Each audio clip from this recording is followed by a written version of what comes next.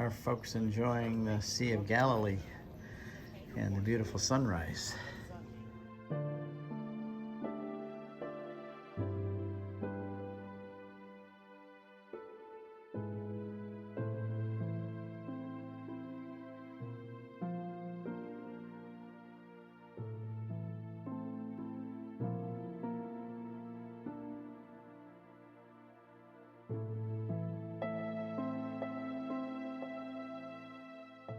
We're on our way to Mount Tabor, which is also known as the Mount of Transfiguration. Here's from one angle, here's from another angle, like a perfect camel's hump rising out of the Jezreel Valley. And look at these switchback roads.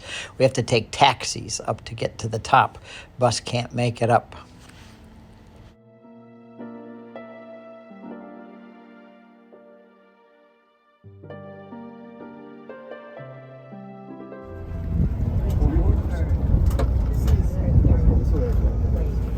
Nazareth is over on the other side of those mountains, and the Jezreel Valley below.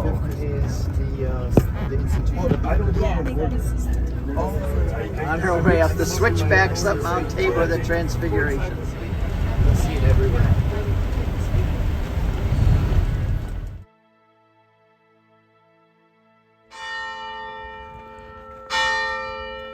Good timing, approaching the Church of Transfiguration for Mass.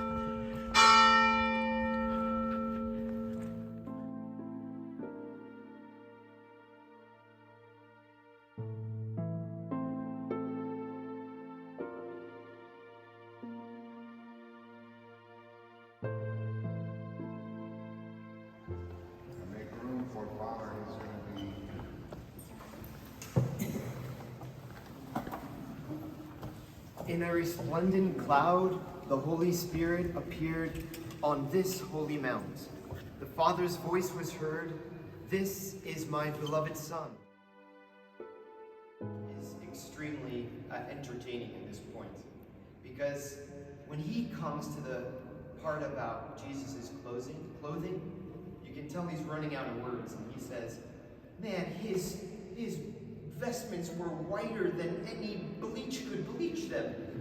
And he's like, "You've seen Tide, they've got nothing on this." Matthew's a little more transcendent. He says, he was transfigured before, his face shone like the sun. I like that, that's beautiful. His clothes became white as light. Luke, as usual, has fancy words. He talks about the dazzling garments of Jesus. Hail Mary, full of grace, the Lord is with thee.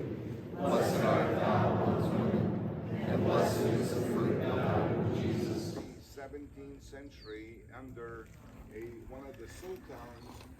Here we're explaining Mount Tabor, the Transfiguration. I'm the history of the site, and I'm going to do the biblical portion. Deborah said, "I will pray and I will lead the army." So she took charge and she prayed.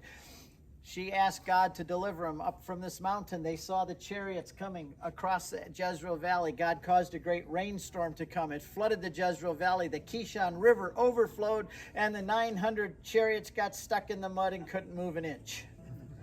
The general of that army's name was Sisera, and he knows that he's been defeated now because he was counting on his chariots. So he goes to a Midianite woman named Yael, which is a combination of Yahweh and Elohim, the two names anyway of God. But anyway, she has a treaty with Midianites. She's a Midianite. He says, "Please hide me. Israel's going to come and kill me. They're going to cut my head off, son." So she says, quickly, come into my tent.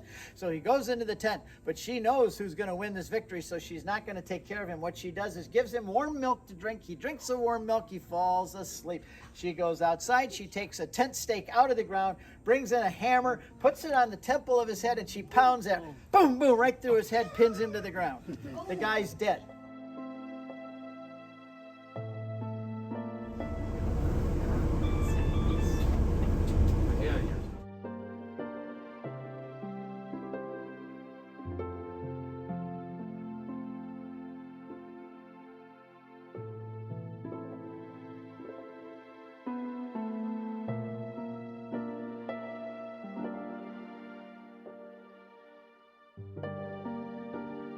Fearless leader here Other fearless leader here. Here comes the group. All the family and friends now back home. You can see they made it safe.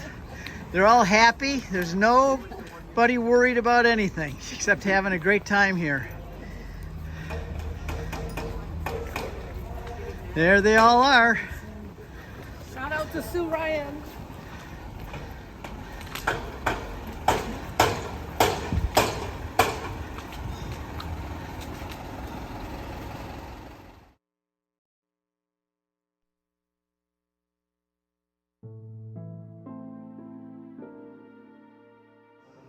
Holy Spirit. Amen. The grace and peace of God our Father and the love of Christ, who with his mother, the Blessed Virgin Mary, celebrated the marriage of his friends here in Cana, and with you all.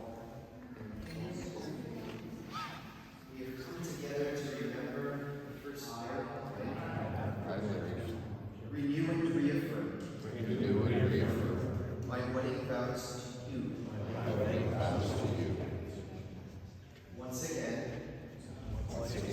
I promise to love and honor. In good times and in bad. In sickness and in health. For better or for worse. All the days of my life. Amen. Now watch me. I, Patrice, Renew and reaffirm my wedding vows to you. my wedding vows to you.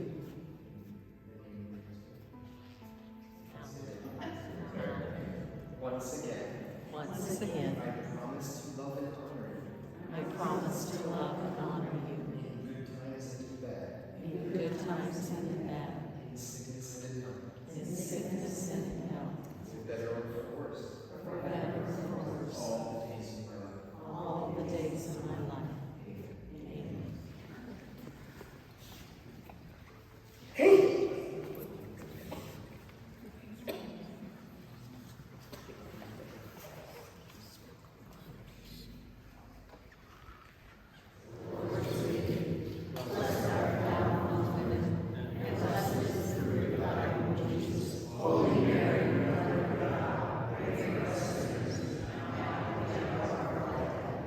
I gave a 20-minute talk on John chapter 2, and then we took everybody down to show them first century Cana.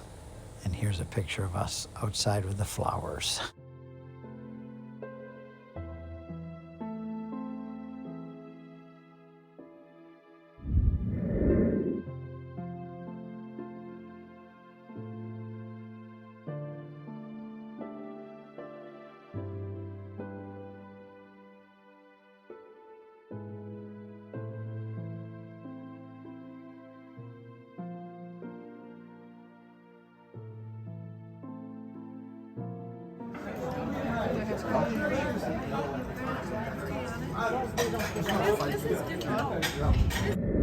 Our next stop is a Church of Annunciation in Nazareth, where the Word became flesh here. Beautiful church, way too big to fit in the picture, but I used my wide-angle lens to get the facade.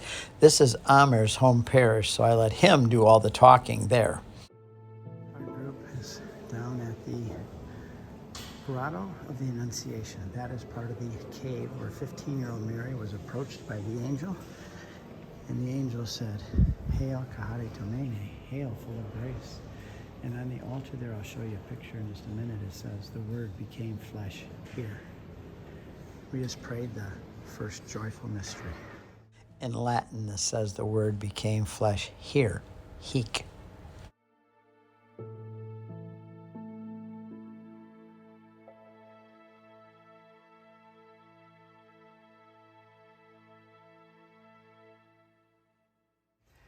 So, I want to start in the morning. It's pitch dark. They're living in a cave. They're sleeping on mats on the floor. There's no electric switches to turn on. They keep the coals in the fire going, and there's a hole in the roof so that the smoke goes up through the cave. I've been down in this cave, by the way. her Apple Watch or her iPhone went off, but it was a rooster. And that was time to get up. This was their alarm clock. You know, the neighbor in the cave next door had a rooster. Coming down now to the grotto under the Church of St. Joseph. This is where the Holy Family lived. Actually, we're on the roof of the cave. Here's a look down where the part of the entrance of the cave. I've been down there. It's in my movie on Mary. And right underneath here is where the Holy Family lived, under this cave. And on the altar here, it says, he submitted to his parents here. See the heek, H-I-C? Here. He submitted to his parents. This is a new painting, mosaic or painting here that was not there a couple of years ago of Jesus and Mary and Joseph here in the cave. And that's a mikveh where Jews cleanse themselves.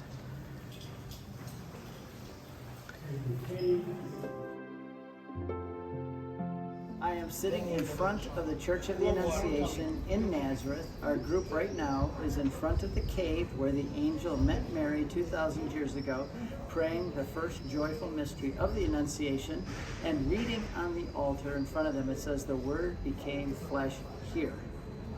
Think about that for a minute.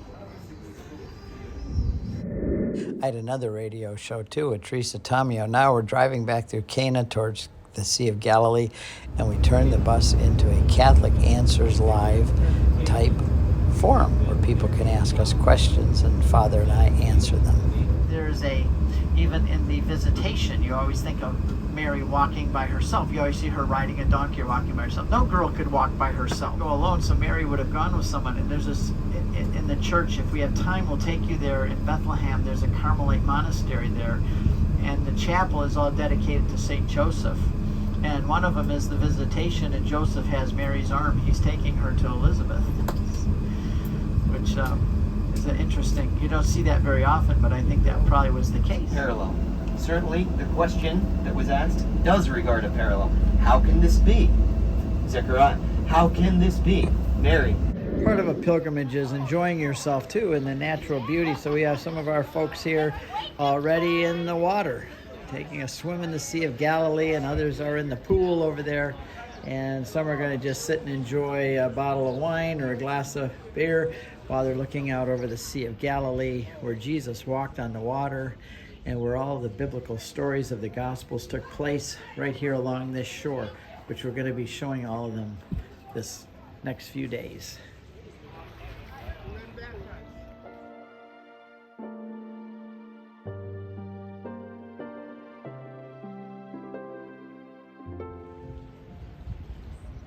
And everybody's heading out for dinner, but we still have some of our folks down here enjoying conversation. Wonderful to have a glass of wine and conversation on the Sea of Galilee. And here's some other folks going in for dinner, and we're going to go down and finish our evening together, and we'll see you tomorrow morning, bright and early, when we see the sunrise over the Sea of Galilee.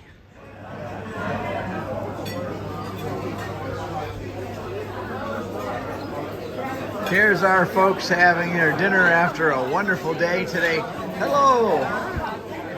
And after a great day today, they're all having their dinner. And boy, do they have a selection. Everybody's just commenting on the wonderful selection of salads. Where do you find something like this? And the desserts. This is our favorite, these pears. I don't know how they make them. Our friend here who's always faithful and takes care of us with all the meats and the potatoes and everything. Well, good night, everybody, from the Sea of Galilee. Right out there, you can see it. The Sea of Galilee as we eat our dinner. Get ready for another good night here.